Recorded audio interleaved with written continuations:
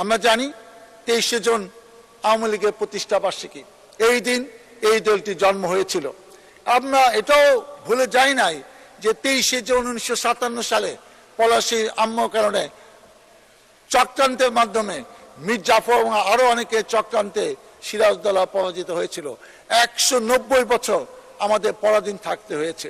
আমি কেন এই প্রসঙ্গে বলছি, কারণ তাদের একটি গোপন কর্মসূচি ছিল যে আন্দোলন হবে, সংগ্রাম হবে, বিক্ষোভ হবে, মিছিল হবে, মানববন্ধন হবে। আমরা দেখেছি 91 সালে যখন দেশনেত্রী বেগম খালেদা জিয়ার নেতৃত্বে সরকার গঠিত হয়েছিল, শেখ হাসিনা বলেছিল আমরা একদিনও শান্তিতে থাকতে দিব না। তারা 173 দিন হরতাল করেছিল। তারা সব সময় দেশকে একটি অরাজকতা তৈরি করতে চায়, গণতন্ত্রকে বিনষ্ট করতে চায়। 17 বছর কি করেছে সেই কাহিনী আমরা জানি। এবং শুধু তাই না, কাকতালীয় ভাবে আমরা দেখেছি যে 96 সালে যখন সে শপথ নেয় তখনও সেটা ছিল 23শে জুন 1996।